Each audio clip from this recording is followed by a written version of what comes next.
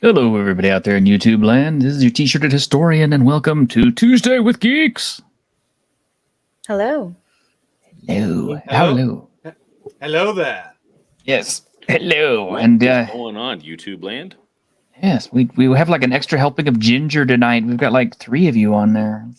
I've collected them all. Yes. We have Nick and Harmony and then Ironcaster. It's like a triple serving of ginger.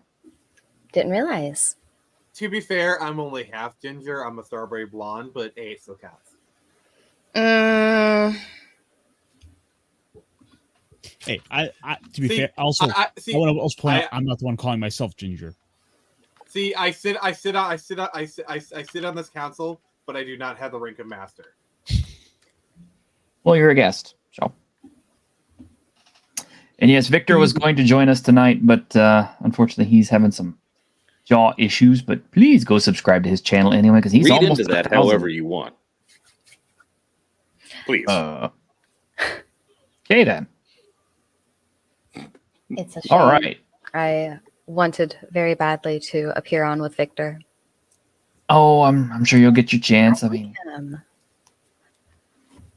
I like really his what? voice. Sorry, go on. Oh, you do? Yeah. He's just like a 6-foot Dutch nerd. Yeah, but 6-foot Dutch nerds can have nice voices. Can they not? Yeah. What are you saying about 6-foot Dutch nerds? Oh, what I always say about the Dutch. The Dutch are scum. Have you ever heard natural ones? No. You've never heard Victor on stream before. Yeah. Have I? Wait. Oh, Have you I'm ever sorry. heard Victor on stream? Yes. He's 6'3". Oh, okay. All right. I misunderstood the question. All right. Well, okay. So I've got a few things for us to mull over tonight. First off, yes, we do have a guest tonight. We do have Nick from Phoenix Press, who's here to talk about his Kickstarter, which I need to put up on screen. So if we get any people, wouldn't return after that descriptive short. Yeah. What? It made quite the splash. It did. I mean, it's over 1,000 hits so far. So I'm like, please, by all means. Wow. Definitely did its runs. Yes, it did. It coated everyone very well. It splashed and. Can we please leave this metaphor in the dust? You mean in the toilet? Flush this one down. Yes, enough potty humor for one night. I don't know. I like potty humor. Some people think it's shitty, but I mean, you have a really crappy sense of humor, T-shirt historian. So this is also true. I don't deny it, but shit is probably my favorite but you word. did supply it. You don't deny it, but you did supply it. I actually got in a car accident 2 days ago. I heard about this. How did that happen? I was driving down the highway, and in front of me, this guy had like 5 toilets in his truck, and one of them just the bungee cord or whatever was holding it snapped, and a toilet flew at my car. Yeah, I'm glad you're okay, by the way. The crap literally hit the fan. Yeah, I thought for a second, I was like, this is how it ends. Fortune teller was right. This is how it will end. Yeah. That just sounds like a crappy He's Final toilet. Destination ripoff. Right. I know. So what happened to the car? So a couple dents, tire got fucked up, but that's about it. So you're saying the car went up? It was shit very creek? minor. Yeah. It was very minor. For a second I thought I was dead. Yeah. I'm glad you're not. That would be a really crappy way to go out. It would be just my luck, a flying toilet. And of course I have absolutely no proof that this happened. I mean, are we talking this No dash Just cam. like this was porcelain, or was this It was like porcelain. It was porcelain. Wow. It shattered all over the highway then. So It just Harmony, you have shattered no everywhere. proof. No, You I have have no no proof. proof. You just have to take my word for it. Just like the time you met Bill Murray. Yeah. He said nobody would ever believe me, and he was right. I never met Bill Murray. Yeah, you should. He stole your fries, didn't he? Yes. I met Bill Murray once. Really? Yeah. I don't believe you either. At his house. Wow. Now I really don't believe you. I heard he's an asshole, but I met. So let's see who have I met? I've met Trent Reznor. I met, and that was very briefly in high school. I met Bill Murray at his house. Does anybody remember the tennis star Andre Agassi? I do. I remember met him and his brother. I met LaDainian Tomlinson at his house. He was a running back for the San Diego Chargers for a little while. And then I met, who else did I meet? Friendo. Before I got into the current job that I'm doing now, I used to do home inspections when people would sell homes and would get stuff prepared, right? And so living out in California and in the Los Angeles area, you'd be very surprised at who you meet and whose house you show up to. No, I wouldn't be surprised because, everybody lives in California. Those of you who aren't fleeing from it. Right. Anyway. Right. Well, the smart ones are fleeing anyway. Yeah. Nah. So I also, when I did get into car sales, I also met David Spade, and because I sold David Spade a car. I sold his handlers a car and then went out and David Spade signed the contract. And the thing about celebrities, right, is that they are some of the nicest people, but it's the handlers that are the assholes. The handlers for David Spade say, don't talk to the man, don't look at him, he's going to sign the paperwork, just put the paperwork in front of him and all that.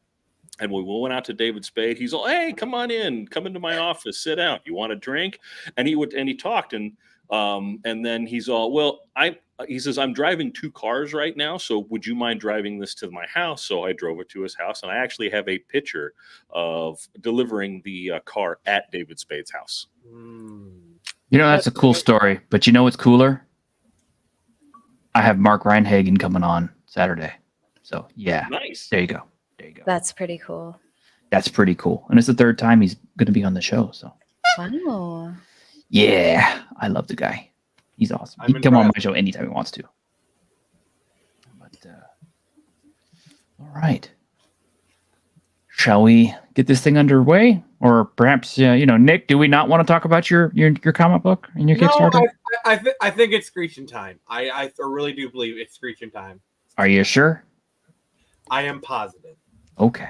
I just want to make sure that we get our Screeching time in. So here we go.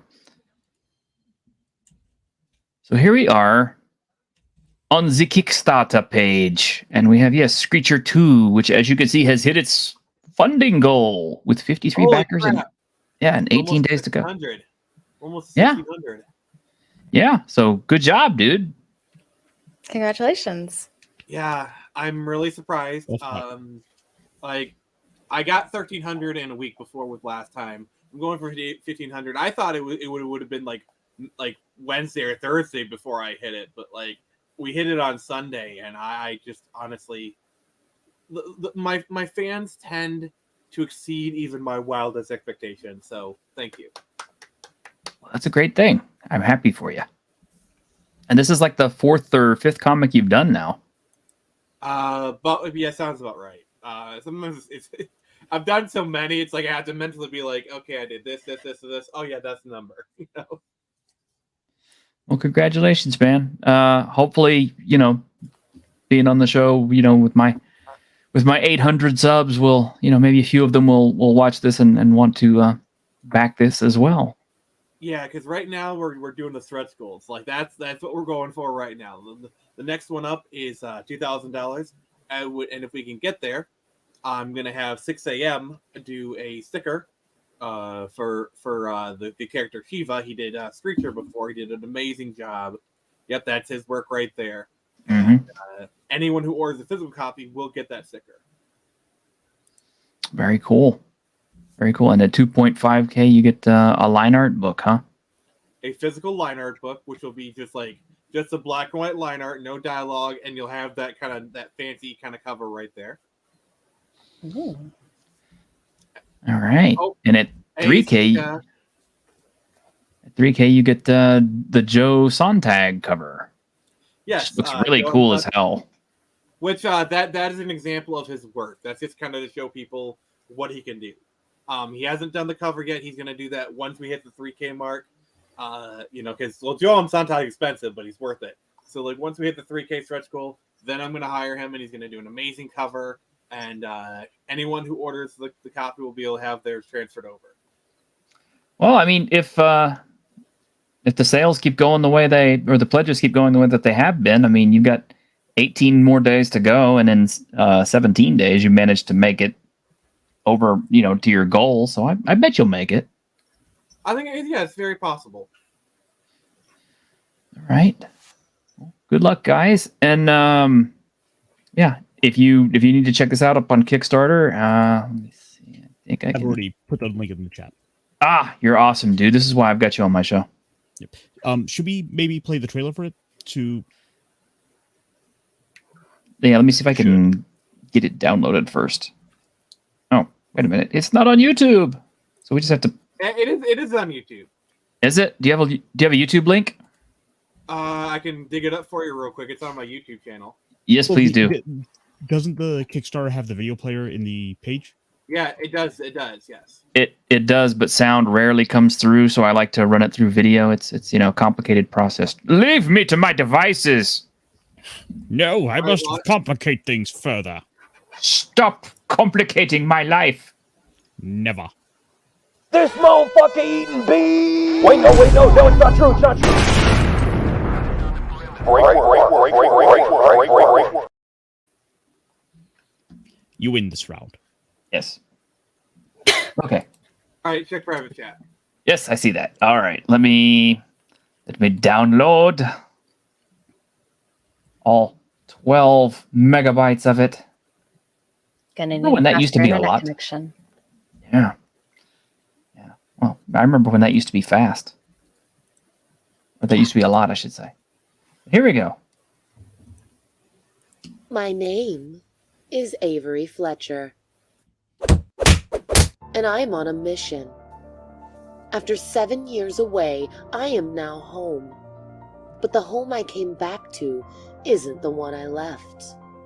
With my father jailed and my future threatened, the list of enemies grows ever larger. To fight the rising tide, I must become something else. A force for good. A force for liberation. I must become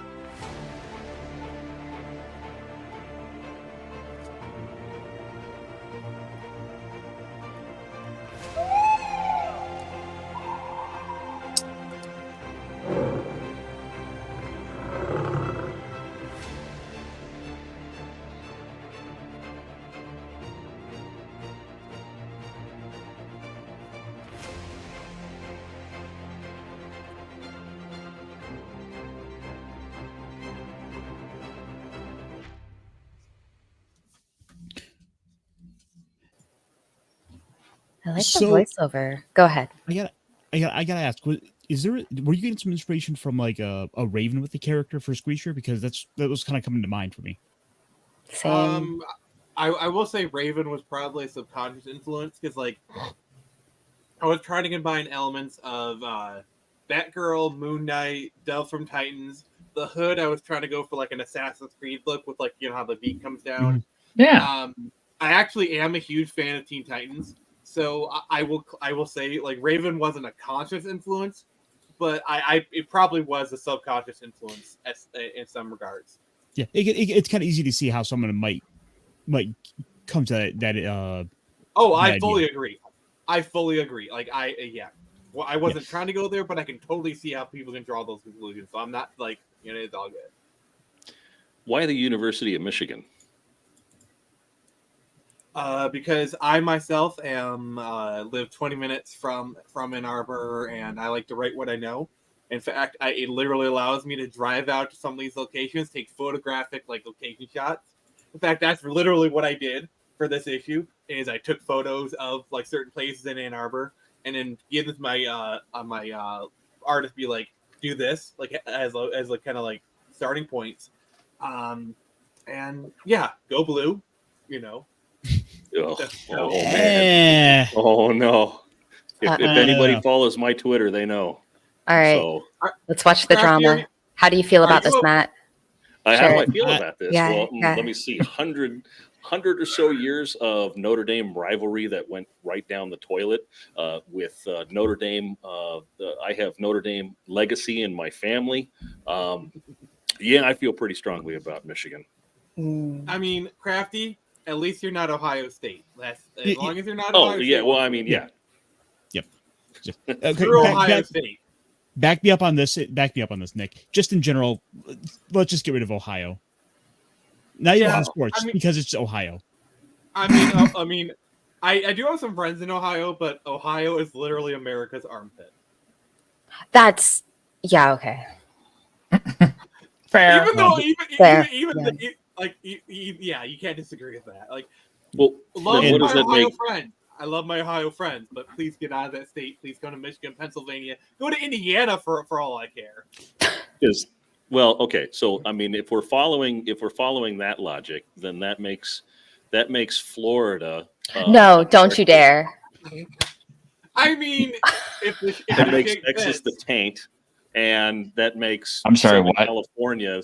That makes Southern California America's asshole. That sounds about right. Just boot them. It does track. So does this then make Texas like America's nutsack? Okay, so we had to lose Crafty Matt. That's unfortunate. Yeah, we love you, Crafty. Please come to the show anytime now. I mean, have you seen some of the things Texans put on their trucks? No. Having lived in Texas my 50 years of existence, please tell me what Texans put on their fucking trucks, you person who doesn't live in Texas. So T-shirt. My family is half my family originally from Oklahoma, moved to Plainview, Texas. Every summer I used to fly into Lubbock and then have to drive out to that ungodly place known as Plainview, where they actually had I went to an all-you-can-eat Chinese buffet, and it's the only Chinese buffet I've ever been to in the country that had biscuits and gravy. Yeah, that's Texas. I mean, everything is bigger in Texas. You don't hear me trying to deny it, do you? And then they moved to Belton, and that was so they could be closer to my cousin, who was he's 1st Cavalry Army, so right out of Fort Hood. So I used to spend a lot of my time in Fort Hood as well. But born and raised in Southern California. I'm sorry. Hey, you know what? I mean, it is what it is. I was born here before it turned to shit. Hopefully, I die here. You know, I don't know. Hopefully, they can make a turnaround at some point. Yeah, no, that's not possible. I mean, it has to be at some point. I mean, people can only take, crime-riddled cesspools for so long. That's what brave men do. They stay and fight. Yeah. It's always darkest just before the dawn. Yeah. Well, yeah, but it's also you also need to know when to get out of the burning building. It's one thing to run in to save people. It's another thing to realize when the fire is burning too hot. Look, I was just trying to affirm his decisions. I desperately wish I could tell you guys about the truck that my neighbor has, or one of the neighbors in my complex, but you're going to clip it if I do, and people are going to think I have a thing going. I wouldn't dare clip anything cute that you said, would I? Well, there is a truck in my complex that has in big bold letters on the back of it, "I eat ass." I'm sorry. See, people. Could you please wait. I'm sorry. No, everybody shut up, please. Could you please repeat that more slowly for the camera? No. Put me back. Thank you. I mean, she's already said it. It's eat ass. Yeah. Here, does that make you feel better? No, we'll make her feel slightly less embarrassed by playing this clip. Oh my God, That's right. Well, come on, count it. That popping noise. The noise that it's making. Oh, this noise? Damn. 11. What? Harder. Oh, yeah. I think she turned red. What the fuck? All right, let's go Well, on. There's got to be you something to talk realize- about today. Yeah, G4 was trying to do anything they could to get away from all of the backlash last year. Oh, I know. It was hilarious. I mean, first they had that horrible person on there who, pretty much got them, destroyed. She Bud Lighted an entire network. Yeah, she Bud Lighted the whole network. And then not on top of that. Oh, sorry. Sorry, go ahead. Yeah, thanks. My show. But I mean, they had Amaranth on there, like a few months after that, trying to, do stuff. And I was kind of like, you guys are really trying to 180 this thing, aren't you? Yeah, it was just such like a sharp degree turn. It's like, women do not exist for you to look at us. 6 months later, here's a woman. Look at her. She got time to jump in the ball pit. Oh, and Squeaka has a message for you, Harmony. Hi, Squeaka. What? What am I reading? It says... Yeah, no, I see it. I just don't know how to respond to it. Okay. God, people are going to think this is a thing with me now. Oh, no. Well, I mean, nobody would ever judge you. So No, on the internet? No. No. No one judges We're laughing with you, not at you. Yes, that's true. It's like, I like apples and watch everybody come out there. But Joe, you hate oranges. Here. Yeah. Does it make you feel better if I drink this Faygo? Ooh, hey, Faygo. Oh, Faygo, nice. Reppin', you'll represent. There's got to be something we have lined up to talk about today that isn't ass, right? Yes, there is. Okay. Are you guys like repping juggalos or what? No. Whoa, let's stop there. I'm just poor as shit, so like I just get the cheap soda. No, I gotcha. Ruined Faygo for all of us in the mitten. Do you ever want to watch like a really interesting conversation? Speaking of Juggalo, I watched Neil deGrasse Tyson get into a conversation with Violent J. Oh boy, that over must have... aliens' existence in our universe, and I couldn't tear myself away from the screen. I'm very sorry you had to meet Neil deGrasse Tyson. Oh, that must have been horrible. What? I'm just trying to Neil deGrasse Tyson. I'm just trying to picture what Neil deGrasse Tyson's Juggalo makeup would be. No. No. He's down the clown while he denies you Pluto. Kicked off the internet. Denied. Well, see, the thing is, Neil deGrasse Tyson, he's already wearing clown makeup. You see his face? That's his clown makeup. You're gonna get in trouble for that. Yeah, thanks. You're gonna get me canceled now. I'm calling him a clown. Why? Yeah. Anyway, so yes, we did have stuff to talk about. So apparently, Diablo 4 tried to post a video about all the new improvements they were making for Season 2 of Diablo 4, because as we all know, Diablo 4 was crashing and burning upon impact. I myself actually bought Diablo 4 for the $89 package, and I think I played it because I'm fucking stupid and I make poor decisions. Almost. He made the mistake of having hope. Yeah, I made the mistake of having hope because I really loved the first Diablo, and Diablo 2 was a lot of fun for a little while. And okay, Diablo 3 was kind of a miss, but I had a little bit of fun with it here and there, and I thought, oh, certainly it's gotten better. They've learned from their mistakes, and it won't possibly be a giant steaming turd that will suck. Surely it won't be. Have you what happened? Been paying what attention did we learn? to Blizzard lately? Well, yeah. You mean Microsoft's Blizzard? Well, it is now Microsoft's Blizzard. Yes, that's one of the things we're going to talk about. And Bobby Kotick is finally stepping down, so there is some good happening. No, it's still not good enough. But I mean, I see it certainly can't be worse than the stories about people stealing breast milk out of the Blizzard lactation fridge. Right. That's a thing. So that's where they got that idea for the boys. That's where they got. So the funny part was a few days before that story broke, there was a guy on 4chan talk about working at a video game developer, and he was talk about wanting to steal the milk out of the fridge. No. There are days like this. I'm very glad I'm lactose intolerant. So stealing milk from anything is just totally not in my wheelhouse whatsoever. It's kind of like, nah, it's cool. You guys enjoy. I really don't need runny diarrhea for weeks. Wow. Yeah. That's a lot of So I'm information. starting to think this is a theme of your show. I'm starting to get it.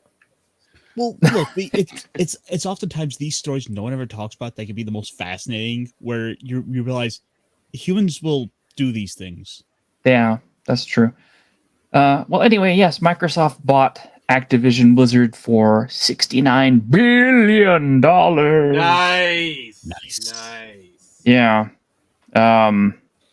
But anyway, yeah, the Diablo 4, it's crashing and burning. I mean, it's like, yeah, they're actually going to launch it on Steam, is how desperate they are to get sales for it and try to reverse course on it. It's already out on Steam. Is it already out on Steam? Yes, it is. They were advertising it to me today. I believe it's out on Steam. You're gonna know the desperate when World of Warcraft launches on Steam. Well, I might not be too much further behind. Free to play. Honestly, also, I would not be surprised if World of Warcraft hits Xbox. No. Oh yeah. No way. Well, absolutely. So I guess with Blizzard. Yeah, I think it's only a matter of time before something like that does happen, just because they want to be able to roll that over into the Xbox Game Pass. I don't think it's going to be the Game Pass. This is what I believe is going to happen. Okay, so getting Activision Blizzard is more than just getting Call of Duty and those dude bro games. It's about getting it is about getting WoW and getting that extra revenue stream from subscriptions coming in. Because the one problem that Microsoft has had with all of these acquisitions is that Microsoft's talent pool is the same size. They're acquiring studios, they're acquiring licenses, they're acquiring IPs and doing nothing with them. You're still only going to see maybe 1 or 2 games out of Microsoft Studios a year, when before they bought all of these studios, you could see 1 or 2 games out of each one of these studios. And so by purchasing all of these things, right? Yes, they're getting more IPs, but where is the capital to create these IPs? It doesn't exist. And as much as we like to think Microsoft has just like a fountain that just pours money out of the drain, that drain has to come from somewhere. And you're right, it doesn't. There is a budget. Microsoft has a budget. It has a budget for video games, and it won't break that budget. By acquiring studios, they're going to still make Call of Duty every single year. They're still going to make Madden every single year because those are tentpole franchises, right? And they're easy to make. You just copy paste assets. But as far as like new IPs and new things, no. What they're hoping to do is they're hoping to use Blizzard and get that loot box money and get that subscription money so that they could add it back to their coffers to maybe make new games, maybe make some games with the IPs that they have acquired. But these corporations getting these big companies, it's awful. It's terrible. It's not going to be good for video games. You just wait until somebody grabs Lyrian. I think that the video game market is decentralized enough. I mean, you have like Microsoft with a bunch of the AAA studios, but we have a lot of good games that are coming out of non-AAA studios. Like Larian's kind of in the gray area in between, that there's enough competition that I don't think that that's actually going to be a major issue. And my big thing with Blizzard is how exactly would they make Blizzard worse? Because Blizzard recently has been failing with Heroes of the Storm. I think they shut that down. Overwatch has been failing. Modern World of Warcraft is... They stopped releasing subscription numbers like several years ago. And that was during Classic has... Yeah, Classic has all but eclipsed Modern WoW. And then...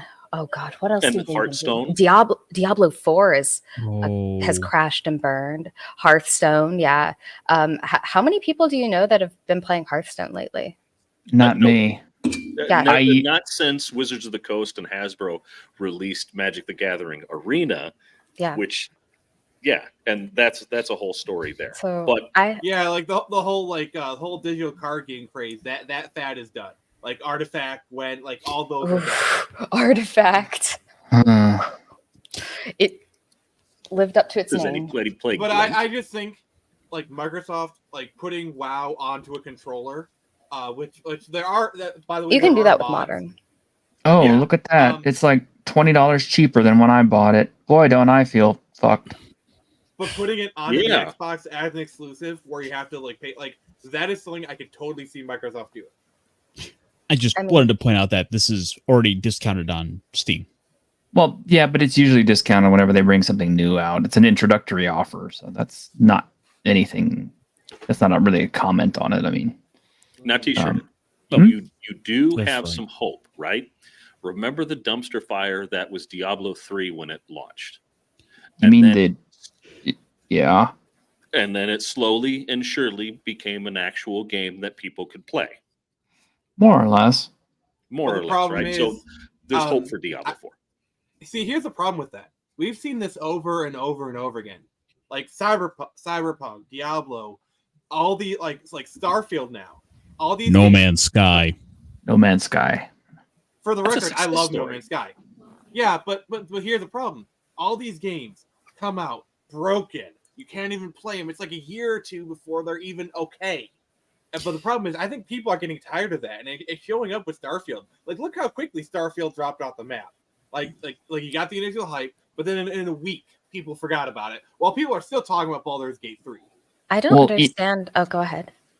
I was going to say, well, yeah, but look at what Starfield is going up against. I mean, they released Starfield in a really bad month because Baldur's Gate 3 was enjoying all kinds of unprecedented levels of hype and success. And everybody was already pumped up for Cyberpunk because it had so much goodwill come out of it from edge runners, and it had such record numbers as a comeback game. And Phantom Liberty is awesome, I will say. So It is.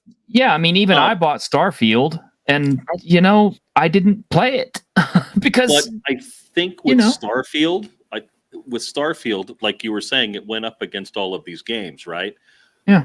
Microsoft believed its own bullshit that Bethesda could do no wrong, and that they were going to have the next Skyrim on their hands.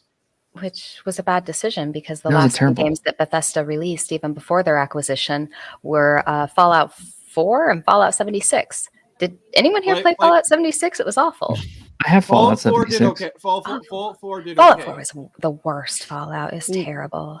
Yeah, I mean, Best is 2. Do people remember the hype that Skyrim had for its release in 2011? Like, it had unimaginable amounts of hype into it. Like, it was crazy. Sir, I was 22 and I lined up at a game at GameStop overnight. Wait, what? Yeah. Yeah, you look 20. You look 22 right now. So No. Oh man. No. I am not 22 right now. You look 22. So I am. I'm gonna have to go drink from the cup of Christ now because you just made me feel old. Why did that make you feel old? It's because I was married with 2 kids. Okay. When all 4 came out. Well, that doesn't mean anything. I'm 50 and I don't have any yet. So Right. Okay. Yeah. Well. Yeah. No, I know, but my 2 kids just graduated. Oh, That's how old I am. congratulations. Well, thank you. congratulations. yes, and Ironcaster was still formulating in the womb at that point. No, I'm just kidding. You're not I that was young. about the same age as Harmony when Skyrim came out. So just Are you saying that Ironcaster at that point didn't have hair, but his? No, I'm sorry. I'm the same age as Harmony. Yeah, sorry. When Skyrim came out. So I was sleeping on my buddy's couch when Skyrim came out. Like we all remember where we were on 11/11/11, right? Yes, No, I do. don't. You I don't? You don't remember No. where you were when Skyrim took the entire world by storm? No, Oh, I do. When Saint Yeah. Todd came Oh, down that's upon his cloud from on high and said, Yeah. my sons, it just works. Just So quick anecdote. Real quick anecdote. A kid came. So I say he's a kid. He looked like he was in his 30s or 20s or 30s. He came in wearing a Nirvana T-shirt to buy a Camaro from me, and I got to talking about Nirvana, and I told him that I remember where I was when Kurt Cobain killed himself. Rest in peace. I was in English class, and they actually announced it over the PA that Kurt Cobain had killed themselves, and if anybody needed to go home or wanted to go see grief counselors, they could, because Kurt Cobain was our John Lennon, right? Mm-hmm. And the guy seriously looked at me and said, "Dude, I wasn't even born yet." I'm sorry about. Ouch! I thought you got in that sentence with, "Who's Kurt Cobain?" Oh yeah, no. At least he knew who it was, right? I'm sorry about your monetization T-shirt. What's that? Yeah, I mean, like, it's how many times have you seen someone walk in with a Nirvana T-shirt? You start talking about Nirvana, it's like, wait, what's this song in Bloom? I never heard of it. Smell the Teen Spirit? What's that song? Yeah, I mean, I spent all this time telling everybody backstage that we don't talk about self-deletion on YouTubes, because YouTube doesn't like that. Oh. So yeah, good job. My apologies. Yeah, it's okay. Why don't you go ahead and bring up the Germans from the 1940s and the virus of unspecified Chinese origin next? Well, if you insist. I have a story that my grandfather once told me. No. Please, no more stories. Oh man. Are these the Argentinian? So in 2020. No. Come on, it's 2023. Let's stick with current day topics, please. You really want to go there?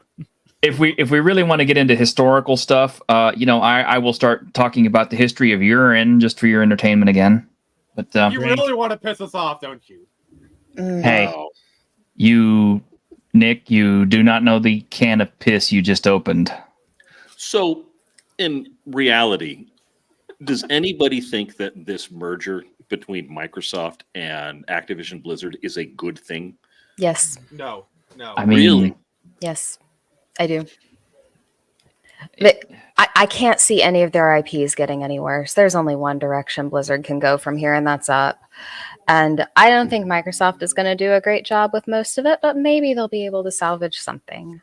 And I think so. I don't think that the video game industry really suffers that much from monopolies. Right now, it's very decentralized. You look at Steam, there's a ton of different publishers, developers. It's not all under Microsoft, not at all. No. In fact, I could make a video game if I wanted to. And I mean, if I was skilled enough, I could make it, market it, and if it was good, it would do okay. I don't see it as a major detriment to the industry. So with that said, do you think that Starfield will ever make it onto any other platform other than Microsoft and Windows? So personally for me, I am a PC gamer, so that doesn't particularly bother me. But do I think it will make it on PS4, 5? What number are we on? 5. Probably not. But I think PlayStation has a good number of exclusives to themselves. So, I mean, are exclusives good for the industry? Not really, no. I don't particularly like that. But at the same time, like, it's Blizzard. I'm still waiting for... Okay, I'm still waiting for Ghost of Tsushima. I'm still waiting for Bloodborne. I'm still waiting for Fist of the North Star Lost Paradise to come out on PC. I don't know where they are. Might be waiting a little longer. I love playing Spider-Man. On my PC. Yeah, me too. Like all this lead up to Spider-Man 2, I said I can't wait to play it in 5 years. Yeah. Well, and then we saw Mary Jane's jaw and went, no. Yeah. We can mod that, right? Yeah. Yeah. Until Nexus bans it. Until Nexus bans it. Isn't there like an alternative Nexus that's kind of coming up, like free of censorship or something? If there's not, there will be. Yeah, because there's a lot of creators who already pulled all their stuff off of Nexus because of various reasons. They don't like to host on Nexus. So wasn't it basically like the Nexus, like the guy from Nexus basically turned over control to his like girlfriend, who's like a big activist, and that's what's causing all these problems. That's what I heard. I don't know. I don't really keep up with it. It's kind of a non-entity to me. It's kind of like, if I'm looking for a mod, I check Nexus first. If the mod I want isn't there, then it's on Lover's Lab. Yeah. Oh. Easy. Lover's Lab. See that's where you go when you don't have a significant. Like if you go on Lover's Lab, you're most likely single. Never mind. I'm one of these weird people that I don't like modding games because I want to play them in the state that they were intended. I know it's weird, but that's just the way I am. Okay, you don't want to play as Leon in a giant chicken suit fighting down Mr. X, who's strangely modeled after SpongeBob? No. I bet you like to play. Go ahead. So Nick, I'm actually or was at a time involved in professional video games competitions, such as I used to go to Evo, I used to go to fighting game tournaments and things like that, right? So used to compete. I used to broadcast with MTV and all of that kind of stuff for them. So doing that, for me, everything in its vanilla state is the way that I view that video games should be played. I bet you play your tabletop games rules as written too. What a nerd. Oh, God. The fucking man. Nerd. House rules? What are those? Well, it was nice having you on, Nick. Thank you very much for being on the show today. Anyway.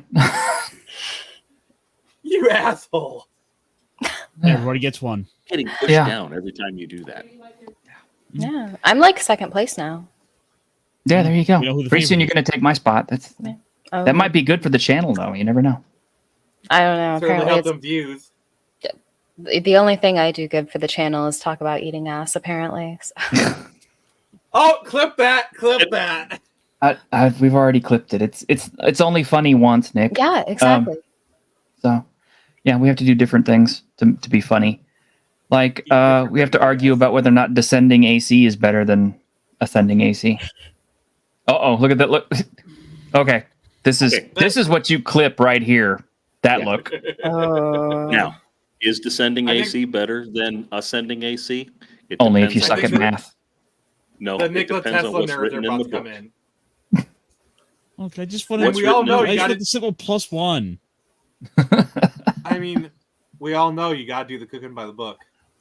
Look, like I started playing with 3.5, and that's where my default mind has been. Point.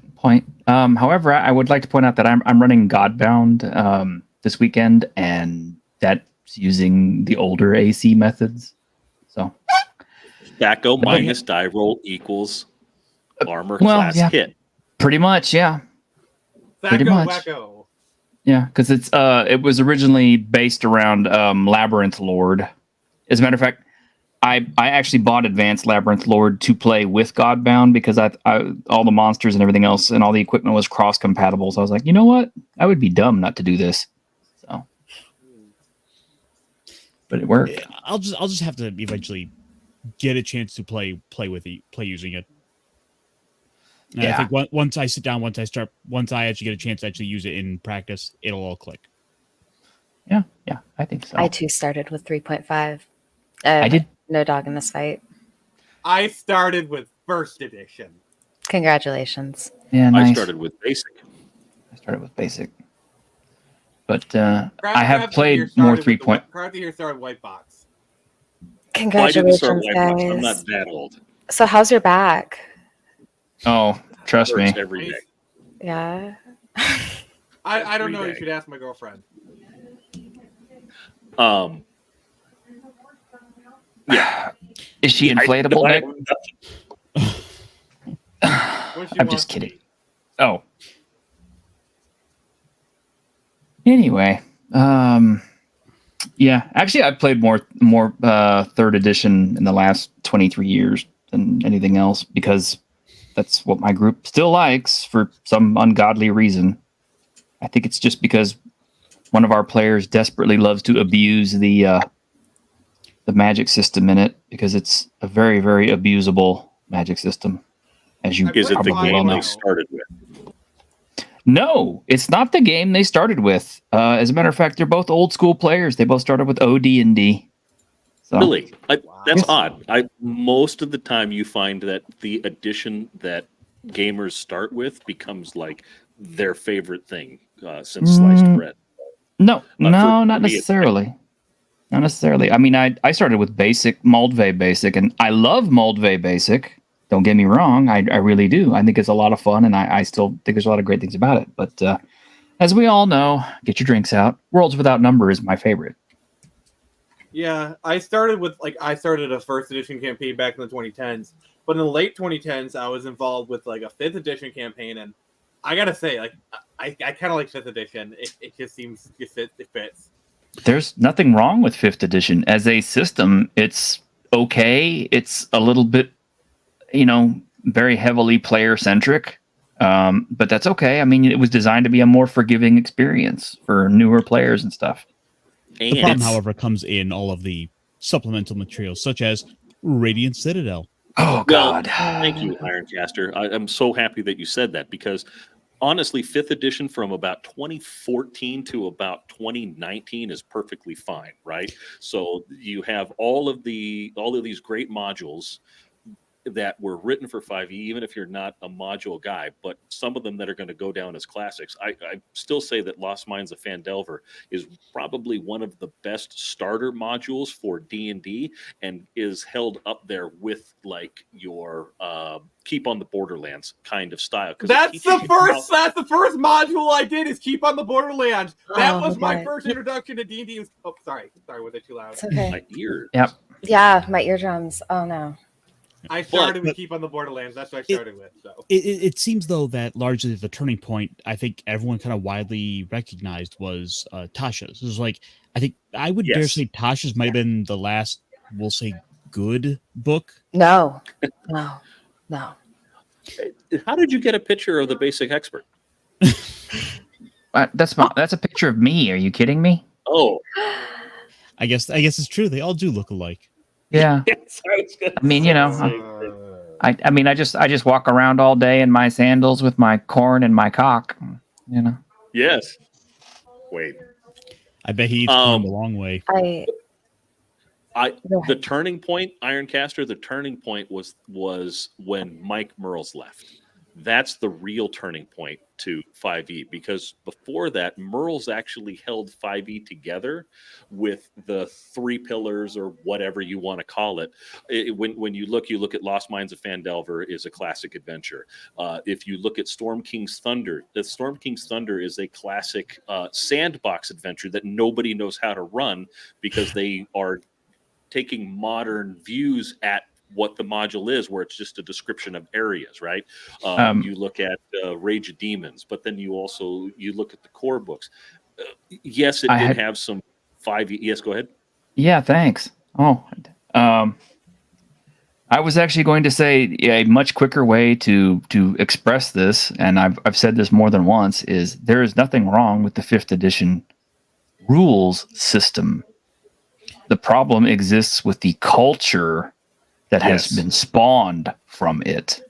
I agree with that. Yeah, And basically around 2018, you had a bunch of tourists enter D&D, and they're like, "Oh, D&D is our thing now," and they just kind of pushed out a lot of the old school people. And the old school people, they went. I don't even think that happened. No, old school people never left. No. Yeah. Well, and I think I'm just saying they went with, like what I was saying is the old school people, they went with OSR. That's where you kind of start to see the rise of OSR, and also a lot of the the modules, the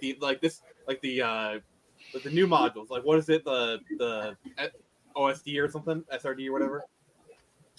The legal prop. Oh. No, please tell me about my own history. Okay. I'm only the guy with the historian attached to his title.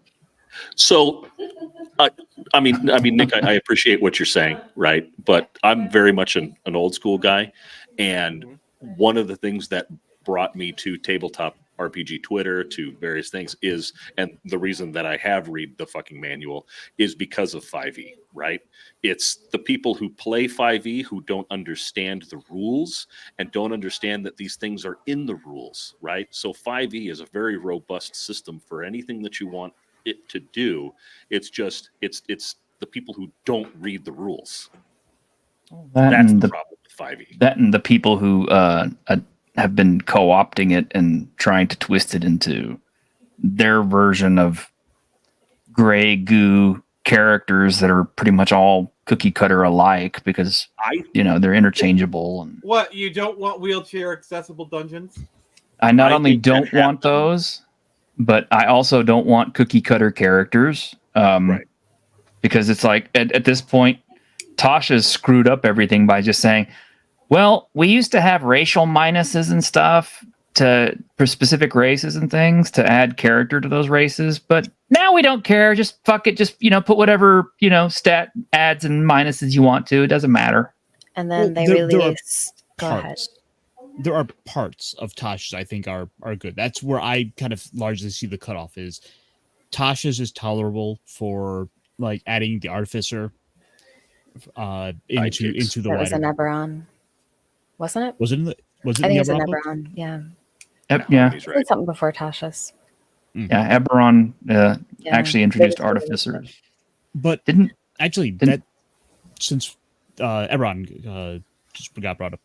I think that is another issue with 5e is the release the release schedule they had, where you had a very little in terms of larger support for settings, where we do one book and then we move on. Like there's only just a taste of Eberron.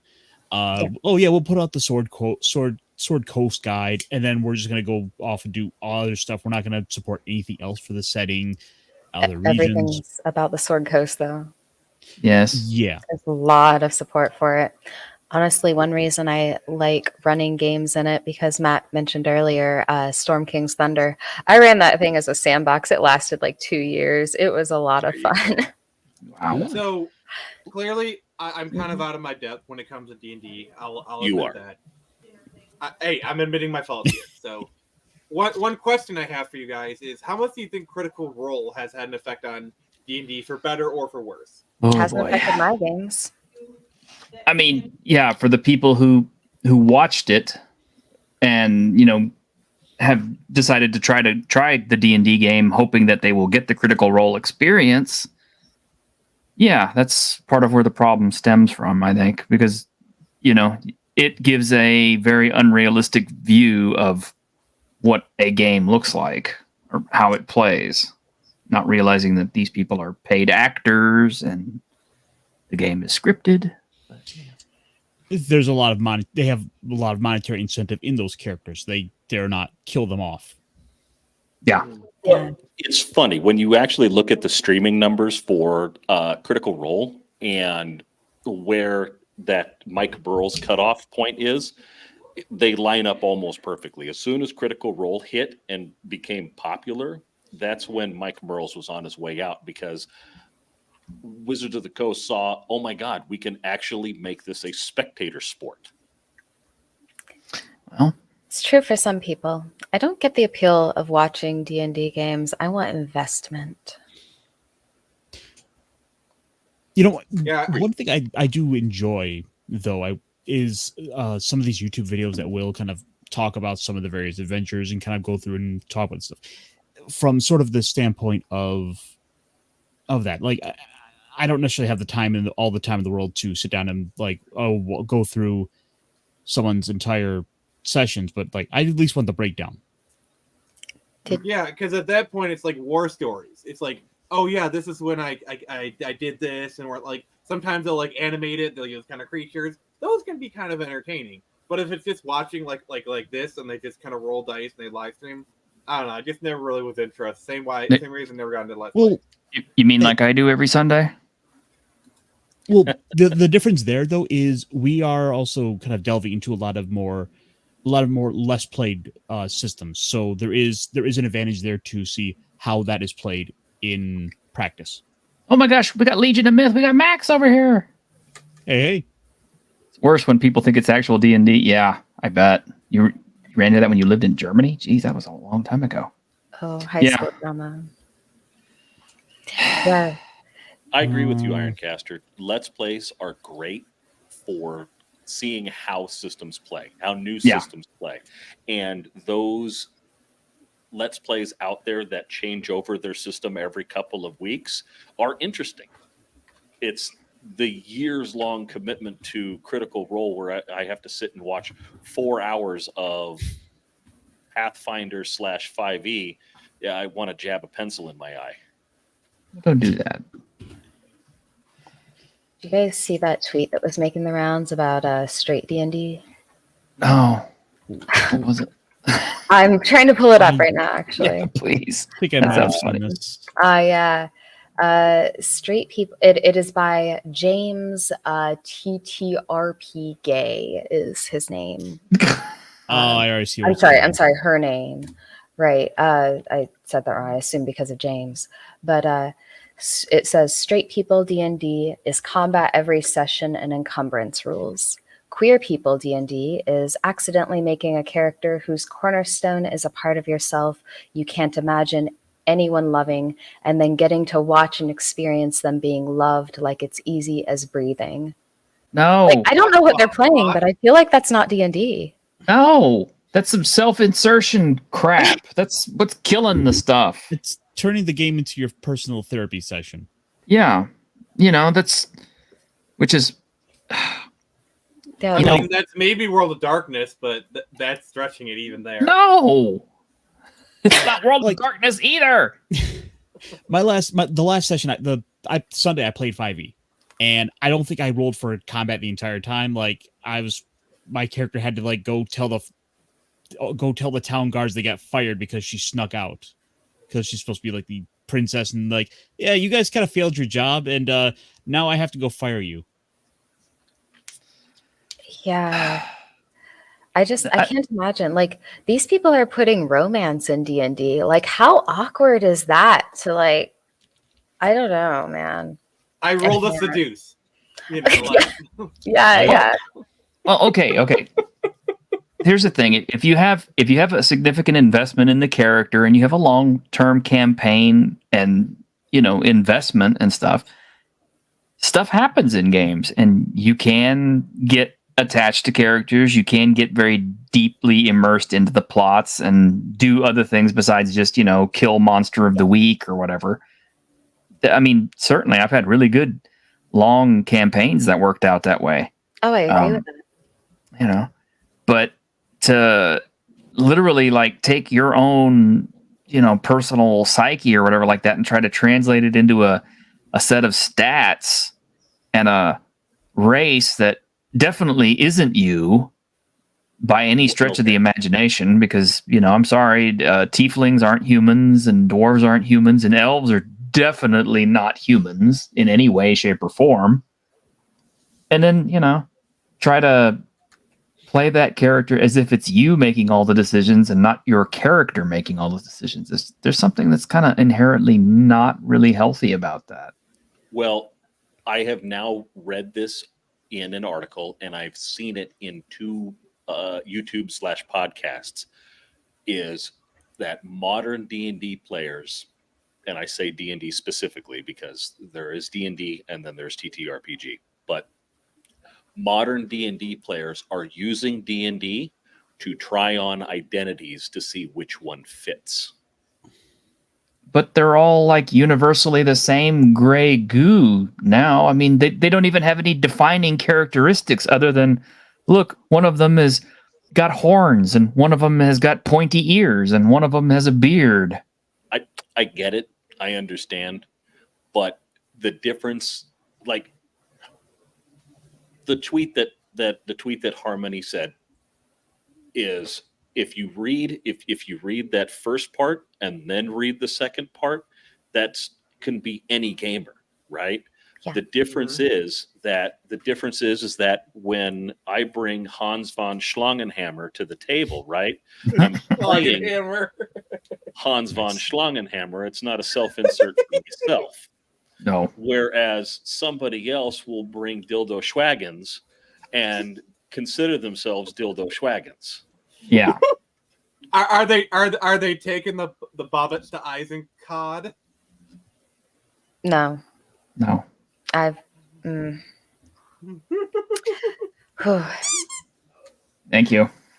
Yeah, I kind of agree. It's a problem with inserting yourself into your character and understanding that you are not your character. But I also, it's fun to pretend to be someone else for a while. It's just, a thing that you would think D&D would encourage less of because you would get it out during the game. You know what I'm saying? I mean, it's called Maybe. a role-playing game. Yeah, exactly. Playing a role. It's No, literally okay. a game. I said this badly. I feel like D&D is a good outlet for that sort of thing. But sometimes I you don't want to know. hit things with a hammer. Yeah, I do too. And sometimes, Harmony wants to wear a beard and be short, I guess. And I think this is kind of the root of the argument. We're not telling these people how to play, but Sure. these people are definitely telling us how to play. That's really the problem here. That's a Like, if you separate want argument, but yes. Yeah. That's a like, different ball of wax, but yeah, you're right.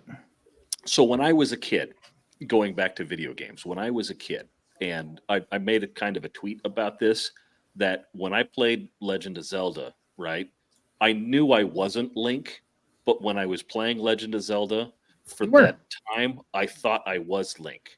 Or I thought I was Solid Snake, running through an enemy base, and as weird as this sounds, like Samus Aran in Metroid, right? So much so that when at Christmas time, I'd grab that wrapping paper tube, and all of a sudden I was Link again, right? So I'm playing a role, but I know that I am not that person. Fantasy and reality. Separation between fantasy and reality. Yeah. Okay. I want to bring this up because this is something that actually concerns me. We're actually over time, by the way. But yeah, Legion of Myths is not only telling us how to play, but retconning what we've played for 40 years, adding disclaimers, etc. Yeah, and see, that is probably my biggest pet peeve. So I got a lot of crap because I threw out a tweet talking about how the thing was related to Magic the Gathering, where they're eliminating druids and shamans from the card decks and stuff, right? Because it offends people. I don't know which I'm Irish, people. for the record. I'm Irish, and I give them permission to use druids. Okay. Anyway. Oh, look. Oh, yes. he's got a shirt on. He's got his shirt on. Face It's a t-shirt. reveal. Totally just derailed me. But anyway. So yeah, I got a lot of crap for that because people are like, they're not talking about D&D. You're being overreactionary and all that sort of stuff. And I'm just kind of like, yeah, I'm being overreactionary because they're trying to move everything digital. Everything Magic the Gathering is moving into canon with D&D 5th edition because they're basically trying to use the heat from one property to keep the other one lit. Synergy.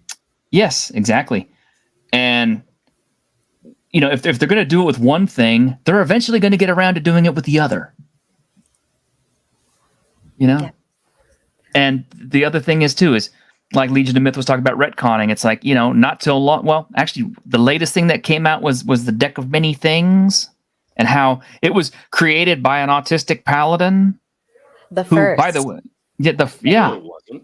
Sorry. No, it wasn't. But, well, it is now. That's going to be the new lore. That's the new canon. The first autistic paladin of all the D&D characters ever. Yes, I think every D&D character ever was autistic. Look, you got to have some issues if you're going to join an adventuring party for your source of income. Like, mentally stable people don't do that. But let's be fair. Like, if you're going to put it on any class, like the paladin, like, It'd be a wizard. Yeah. No, I mean, this is lawful good. You must do what I say, or else. Smite. Yeah. And to be fair, I literally played a paladin of 5e called Smitar. Okay. But the other part of that gets me too is the person in question who's playing this paladin is this person. Growing up, I loved fantasy, but I never saw myself as a hero because I didn't think it was possible for someone who looked like me, who acted like me, who was like me, to be that hero. Okay, so this is Mackenzie de Armas. This is the person who played that particular paladin, who plays that particular paladin. And I've seen images of that particular paladin character, and she is a tall, white, blonde-haired, long blonde-haired woman who is apparently autistic. But I'm just kind of like, why would you make a big deal about not being able to identify with a character who looks like you, who acts like you, and everything else, when your character doesn't look like you in any way, shape, form, or, I mean, you're both female, and that's, and I think your pronouns are kind of in question because you yourself actually identify as they, them. So other than it, sorry. Well, yeah, I'm just saying, like, if she's going to make such a big deal about playing a character that resembles them and then go out of their way to play a character that looks nothing like them. Why can you only identify with characters that look like you? Exactly. Yeah, I mean, also, it's like, it's not like for 40 years you've been able to create your own character, have them look however you want. It's. Oh my god, shut up. So, I'm gonna be honest. Matt's cat is just stealing the show here. What is his name? Timothy Dalton. Oh. Bravo, sir. Because he's a tuxedo cat. Of course. I'm sorry. Is your cat a secret agent? He is. He's a little down right now because he's got a hot spot. So that's why we have the T-shirt on him. So his tuxedo's a little messed up. It's a little bloody from his last poor mission. Boy. So, yeah. Sorry, I just couldn't. But he is about the he's a loving little boy for sure. So we got him through the Universal Cat distribution system. Oh, look at it! I couldn't stop watching the kisses. It was Oh, too he'll much. do this for that's just this is what he's going to do for. I'm sorry. You can go on. I had to know. I mean, the plus side, you don't got to take a shower tonight. You're getting a bath. True. I'm sure his wife would agree. Let me kiss you where the cat licked you. Ew. All right. Yeah. Anyway. So yeah, anyway, we're over on time. I don't know if anybody wants to go on any longer, if anybody else has got anything else. I mean, the only thing I would have thought of was maybe touching on the Bastions thing. Oh. The Wizards of the Coast thing? Yeah. So, I don't know how much time you guys have. I probably should be dipping out. I got to start on dinner. Okay. Well, thanks for being on, Nick. And like I said, much success with your campaign. Yep. I'm glad you made have it. Me on. Thank you. Anytime you want to have me on, let me go. Sorry, I was a little bit speaking out of my butt when it comes to the D&D stuff. I do apologize. It's all right. You're excited. No great harm was done.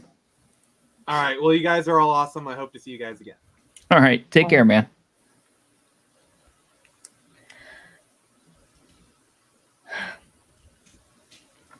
Right. So the Bastion stuff. Yeah. Right. The recent, Unearthed Arcana, which is kind of going over some of the upcoming features for the next iteration of D&D, is finally starting to get into some of the tools that we had some of the earlier editions, which I don't quite know how I feel about the way the reception sort of, I don't want to say our side was kind of having to it, but there's sort of a smarmy attitude some people were getting to it, like where people was like, well, older editions are superior because these rules already exist and you're just copying these. I'm like, I don't quite know how I feel about that one, but that's just mean, Joe. Wow. Nah, he and I have a rivalry, so that's okay. Build a base and test cantrips. The smarmy attitude. Yeah. You were saying? Oh, so there is a little bit of cut back and forth on that sort of thing, but it was just kind of some people on Twitter were kind of throwing some stuff out like that to basically like edition war. Mm-hmm. Which is probably I think the best way to describe it. Are you talking the people like you talking those type of grognards that get online and say, "Well, we've already had this in D&D. They're just trying to copy it," and that. Like me? That's what I'm thinking. Yeah, I've seen some of that. Because sorry, go ahead. How can anybody see them adding features back into the game as a bad thing when they say, well, it's missing domain play, it's missing patron play, and then Wizards of the Coast releases this Unearthed Arcana that has domain and patron play, and they're like, no, fuck you, you can't do that. Yeah, I tend to agree with that. Are they the same people that are saying that? I mean, they might be. I don't know. I think it's a little bit of the Broasar types. Okay. Oh. Well, in my defense, I did mention, I said, oh, look, finally they got domain play in. But I mean, it wasn't meant as it was just meant as oh, look, they finally got around to doing this after all this time. This is something that they should have been concentrating on first. But it's also kind of a sign of the times, because usually whenever they get to this stage, it's kind of like look, this is the last stuff that we're going to put out before the new edition drops. And I don't care how much they try to deny that it is a new edition, but everybody is going to refer to whatever comes next as like 6.0 or 5.5 or whatever. Yeah. So there is, of course, the other side of this coin. There is the sort of establishment sort of TTRPG, sort of like Kotaku types. Over at Dice Breakers, specifically here, came with this particular take. Yeah. Oh, yeah. Oh, that was the one. Yeah. I thought we hated landlords, like the same people. Well, if you scroll all the way down to the bottom of that article, Ironcaster. Go ahead. Yeah. Oh, wait. There you go. Right there. Yeah. If you scroll up just a little bit, yeah, well, that's too much. Okay, push the nice lady off the screen. Okay, yeah, it says, what kinds of stories will Dungeons & Dragons allow players to tell with this new system? The cynic in me would say the same as its core rules, a power fantasy of exceptional individuals who aren't given the tools to role play, care, and community with the same depth as enacting violence and enriching themselves. Which, that right there is bullshit.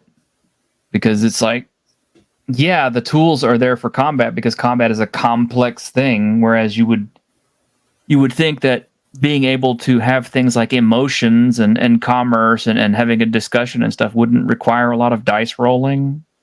But apparently it's required to have systems for these things too. Oh, keep reading, because the rest of this paragraph is gold. Is infuriating. Oh, I know. I've read it. Random table rules might send the fantasy cops to arrest a player's ex-felon stable hand, and they might neglect the bastion.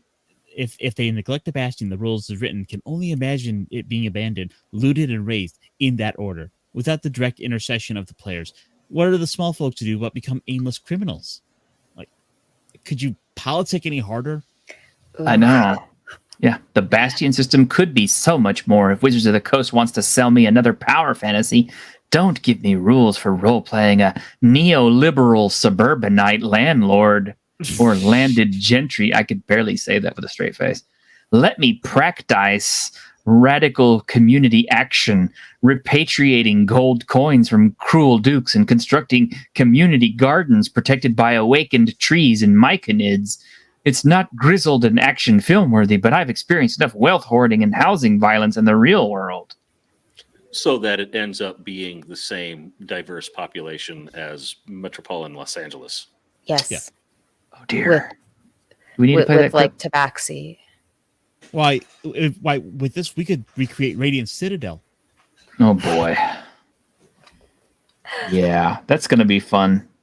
Yes, those of you out in the audience, we're letting you know now ahead of time that thanks to Ironcaster giving me the idea and actually coming up with the idea on his own first and then giving it to me, we are going to do a study of the Radiant Citadel just because it's too much of a comedy not to. Enough time has passed and there's enough used copies available that it might be entertaining for an afternoon to go through it and just kind of make fun of the book. Or look, enough time is about a year and a half has passed since the book came out. Nobody's talking about it anymore. Maybe be fun to go through. Who knows? There might be a page or two of worthwhile content in there. Yeah, that's what I was going to say, because I believe it's like mostly supposed to be like one shots or single like drag and drop adventures. Is that right? Or maybe I'm thinking of Candle. Did you say drag and drop? Drag and drop. But I like that. That works. Yeah. I mean, maybe somebody should make a zine called Dragon Drop. Oh, that's so good. Do it quick before I do. No, go ahead. I can't write. Yeah, neither can I. I'm trying. I can't write. I can't draw. I can't speak. Well, no, I can speak. I can't do art. The only thing I can do is speak.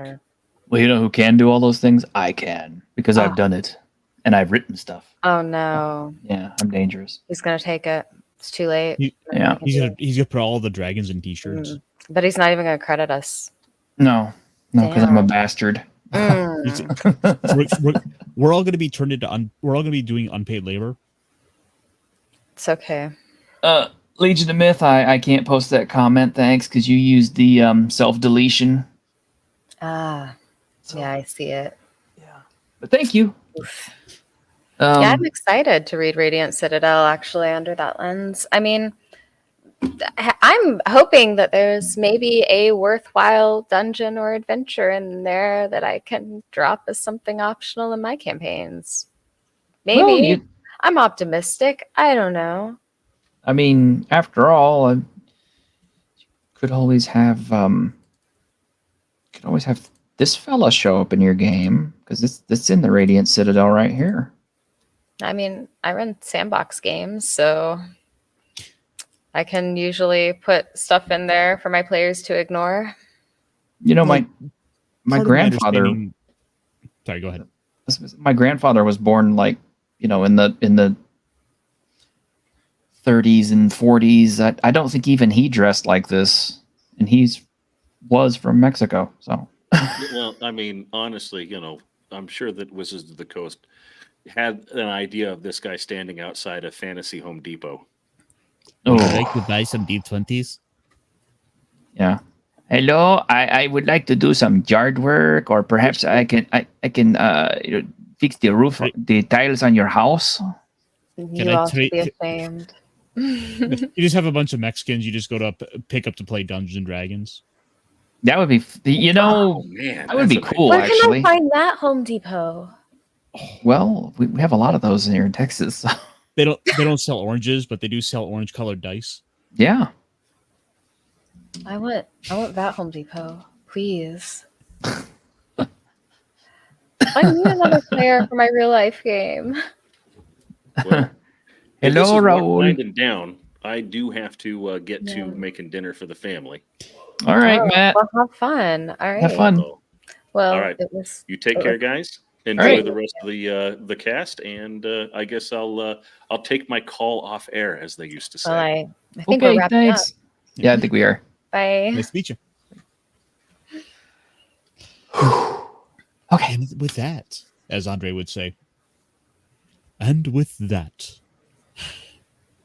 Is that what he would say? That is what Andre would say.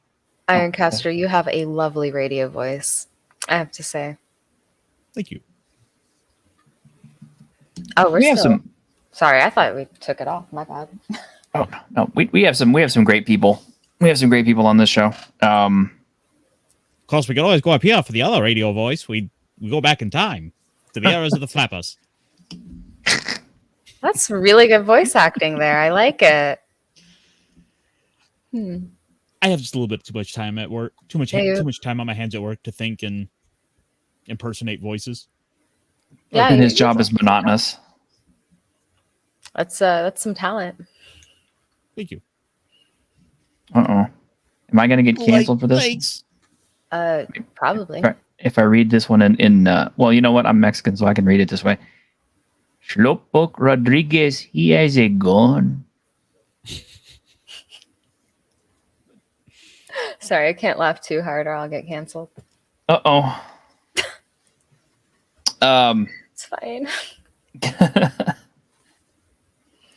All right. Oh, but I'm hoping next week to maybe, depending on who shows up, and whatever happens between now and then, we could probably get into some actually good old role-playing topics and discussions and things about stuff that actually is more meaty and concerning. I mean, you know.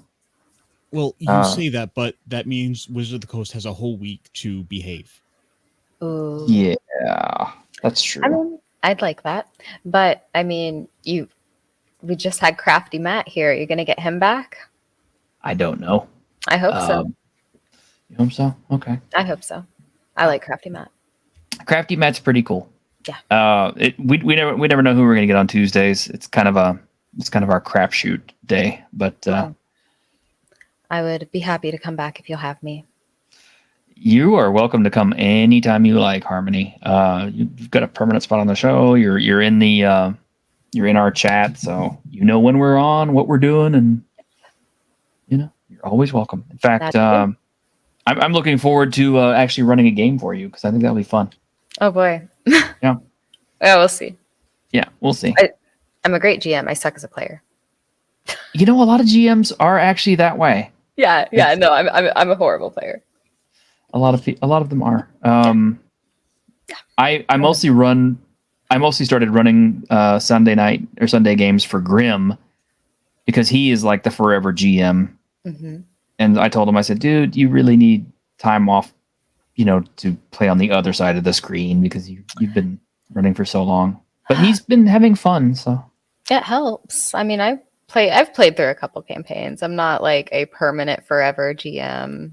I mean, I run too many games though, but yeah, I used to be a worse player than I am. It'll be fun.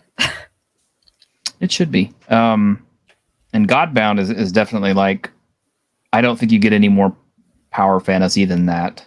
I have a 5e game of level 16 players right now. I don't...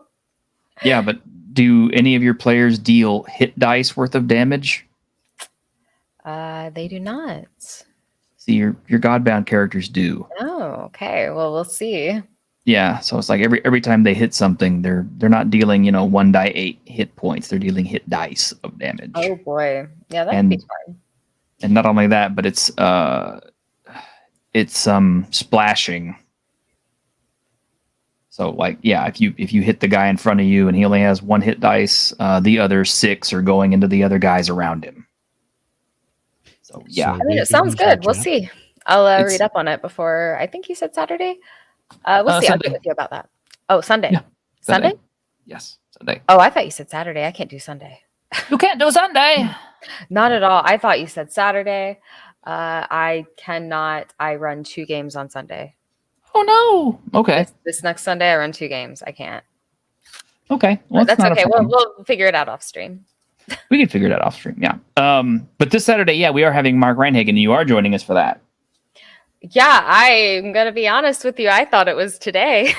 No. I don't think I can do Saturday. Not this week. Nope. I'm gonna go to. I promised a friend I'd go to a board game night. We're gonna play. We're gonna play the. I'm not even kidding. The Bob Ross board game. Oh, I thought you say that other like weird like. Let's talk about the one you mentioned last time. Twilight Imperium 3rd edition. No. Oh yeah, you see, that's my copy of Twilight. Yeah, no, I've been kind of staring at it a little bit every now and then, like, yeah, I want to play one day. It's so much fun. Yeah, it's a lot of fun. It's like a whole 8-hour experience. I have like a bajillion other ones, but I don't have that one. Yeah, I like the 3rd edition best, but the 4th edition's the current one. Anyway, I don't know if anyone particularly cares that much about my my board game autism. No, I mean Tuesday with the Geeks. We are talking about geekdom stuff, and board games are in the geekdom wheelhouse as far as I'm concerned. I mean, I paint stuff on stream even. Know a lot about board games. Yes, there is a Bob Ross board game. You paint happy trees and peaceful mountains. It's wonderful. Does are you actually painting, or is it like? No, of course not. It's like set collection. Okay.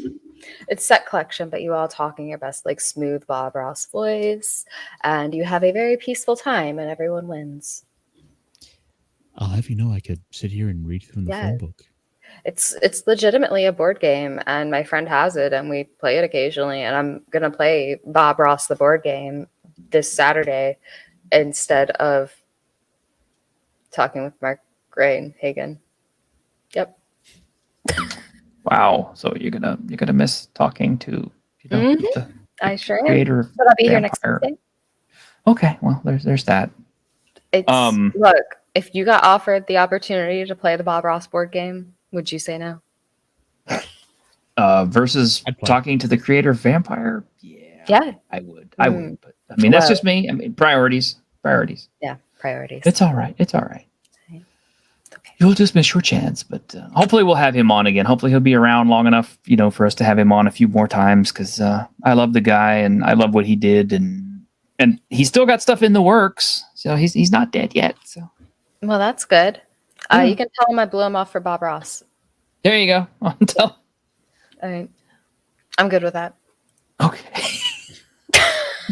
So, a little bit of good news in the chat. Crafty Matt says he'll be off Tuesday as well, so he should be able to make it back. Well, okay. I know I've made it when somebody is having me on alongside Crafty Matt. Well, I thought it was kind of funny because it's like, that was I thought perhaps Crafty Matt wanted to come on because you were on, so I don't know. No way. No, yeah. He didn't. Nah. No. I don't know. Actually, if I start getting a whole lot of people wanting to get on the Tuesday show, suddenly for no unexplained reason, I'm going to suspect you very strongly. Just saying. I would like to get Elf Maiden on here sometime, just because. Dune is such a good game, Ironcaster. I was gifted a copy for Christmas like 2 years ago, and I still haven't had a good one. It's made by the people that made my very favorite board game of all time, which Twilight Imperium. No. That's not my very favorite. It's a game from the 70s. It's called Cosmic Encounter. I know that one. You know that one? Oh my god, it's my very favorite. I've played hundreds and hundreds of games of it. With the little Spock-looking dude on the front. Mm-hmm. Yeah, I love that game. I know that game. My favorite board game of all time. There's never been a better one. Wow, that is cool. Trying to think what my favorite board game of all time is. It's not Zombicide as much as I love it. I'm gonna have to say, why? Drink. Why? No. Zombicide and you. What? Just because I like Zombicide? Yes, because every time there's a new Zombicide Kickstarter, you're backing it. Shut up. Myth. We are a kindred soul. I have literally played that game probably 1,000 times. Now I want to go get my copy, and you guys can see how beat up it is. It's a mess. That game has been loved, abused, or loved. They're like the same thing with board games, but it's. Oh my God, Legion of Myth! You remember War Games West in Albuquerque? Because I remember War Games West in Albuquerque. We not only did we order a bunch of stuff from them, but they were really cool guys. I think they're still around. God, I feel old now. Well, I'm just excited that somebody knew my favorite game. Yeah. Well, I mean, we get around. My favorite board game, and this is probably going to be like everybody's going to be like, oh, you're so edgy. Of course, that would be your favorite one, wouldn't it, T-shirt? Is Kingdom Death Monster. Oh. That's okay.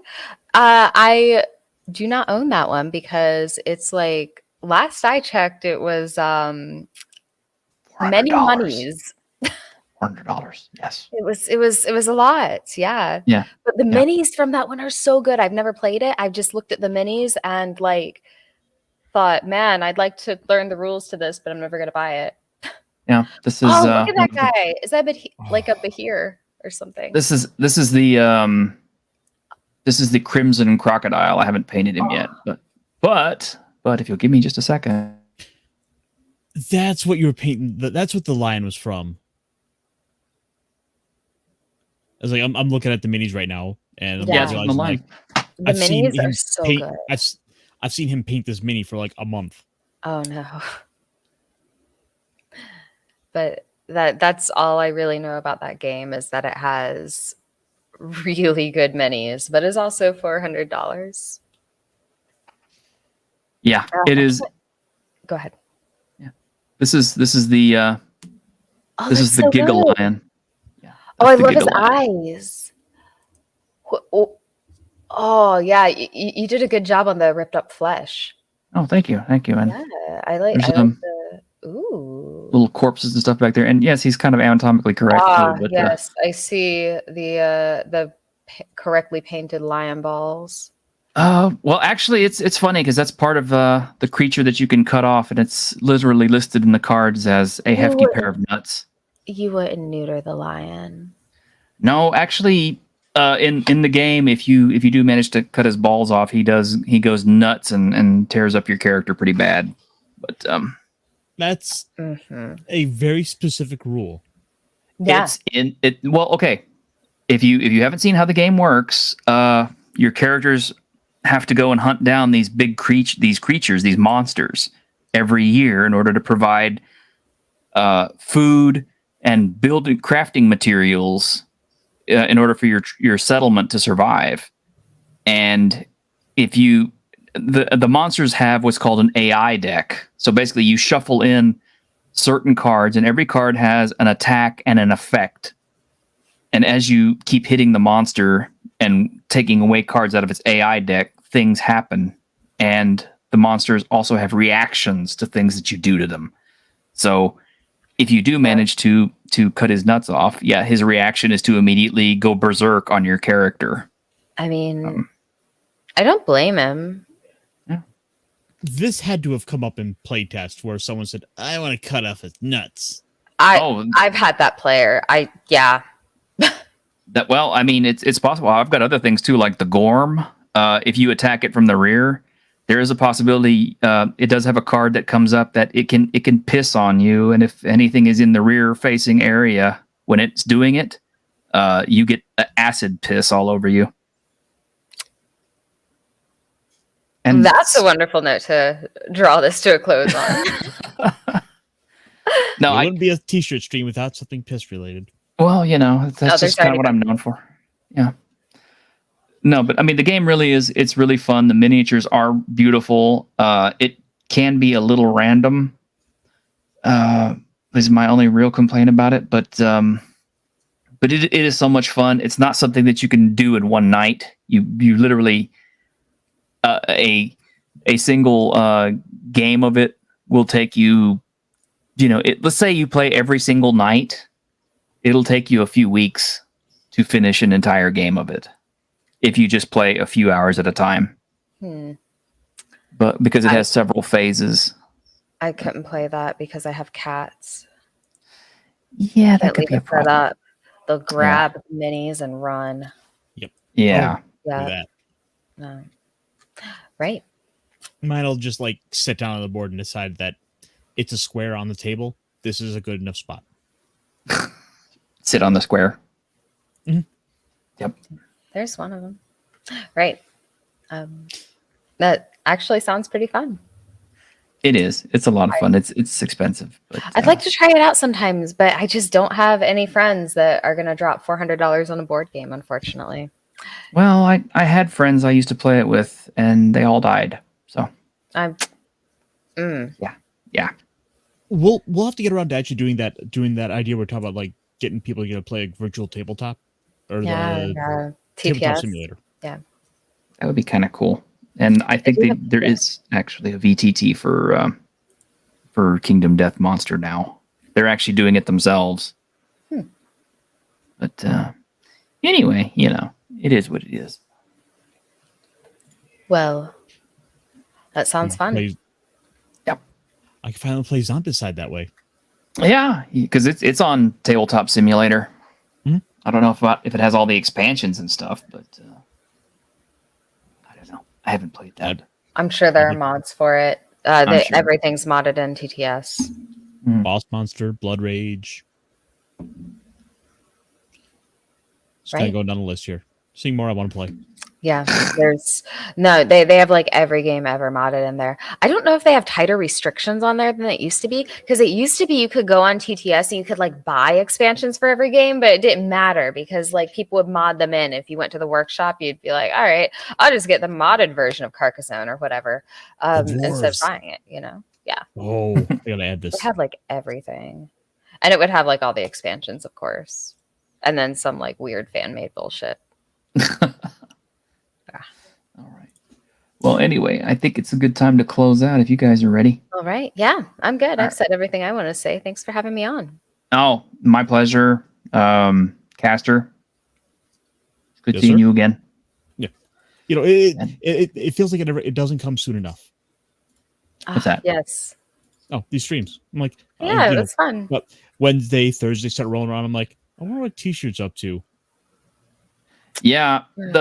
We got the entire month of October booked on Saturdays with guests. So the Tuesday streams are the ones where we really get to let loose. Yeah. Kind of sad because I miss Grim not being able to be on here, but poor guy. He lives in England, so this is way past his bedtime. Oh, that makes sense. Yeah. But one of these days we're going to have Harmony and Grim on at the same time, and it'll be funny, I think. I'm just happy I got to meet Crafty Matt. That was the highlight of my day. You stick with me long enough, and eventually you'll probably get to meet everybody on Twitter that you like at some point, because everybody kind of tends to show up on my show sooner or later, except Mike Pondsmith. And we're still trying. I don't know who that Stick with us. You'll see the stars, kid. Yep. All right. Well, I will see you guys next week. It was fun. Thank you for having me on. All right. And thank you very much for hanging out with us tonight. We appreciate y'all. And don't forget to catch us on Saturday when we have Mark Reinhagen. It's going to be cool because it's vampire. See ya. Bye.